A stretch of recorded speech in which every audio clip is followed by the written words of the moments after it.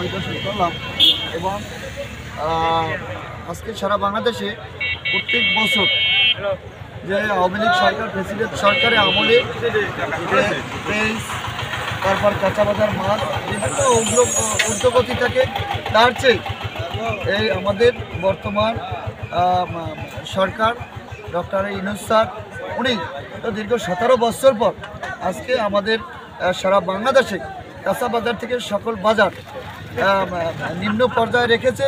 দ্রব্যমূল্য এটি নিয়ন্ত্রণে, যাতে সাধারণ মানুষ অনেক খুশি এবং ব্যবসায়ীরা অনেক খুশি, কৃষকেরা অনেক খুশি যে আজকে তিনি বাংলাদেশকে একটি অন্যতম রাষ্ট্রে এবং সেই 17 বছর আগে বিএনপি সরকারের আমলে যেভাবে দেশ পরিচালিত ছিল, বর্তমানে ঠিক সেরকমই সকল দ্রব্য নিয়ন্ত্রণে।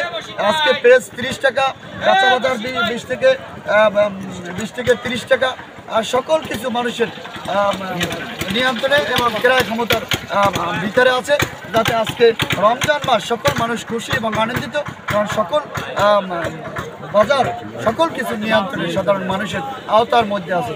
এজন্য আমরা আজকে সাধারণ মানুষ এবং বাংলাদেশের সকল মানুষ আমরা অনেক খুশি এবং আনন্দিত। এজন্য ডক্টর ইউনূস স্যারকে অনেক ধন্যবাদ, বাংলাদেশের সকল প্রশাসন এবং সকল কর্মকর্তা এবং সকল সোশ্যাল মিডিয়া এবং সকল অফিসারবৃন্দকে অনেক ধন্যবাদ। দেখেন, আমতলী উপজেলার মধ্যে সেরা সেরা গরু খুঁড়ে খাওয়াটা উঠছে। আমি সকল গায়েক এবং যারা গরু পালছে, যারা বিক্রি করবে, সবাইকে আমি আহ্বান জানাই খুঁড়ে খাওয়াটা গরু আনার জন্য। আগামী আরো বিশাল বিশাল যারা বিক্রি করবে তাদের জন্য সুযোগ সুবিধা রয়েছে এবং যারা কিনবে তাদের জন্য সুযোগ সুবিধা রয়েছে। আজকের বাজারটা কত সুন্দরভাবে মেলছে। আমাদের এই বাজারে আজকের প্রথম গরুটা বেচা কিনা হয়েছে, চেয়ারম্যান সাহেব কিনছে, সদর ইউনিয়নে জালালউদ্দিন ফকির, সে প্রথম গরুটা কিনছে।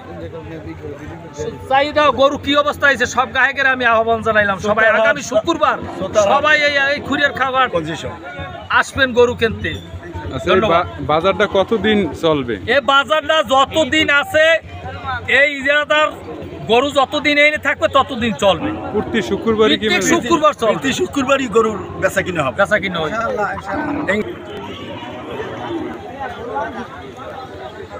এ যাবৎ আমরা 2টা গরু বিক্রি করছি, আর ছাগলও 2 গোট বিক্রি করা হয়েছে এবং আরও হইবে।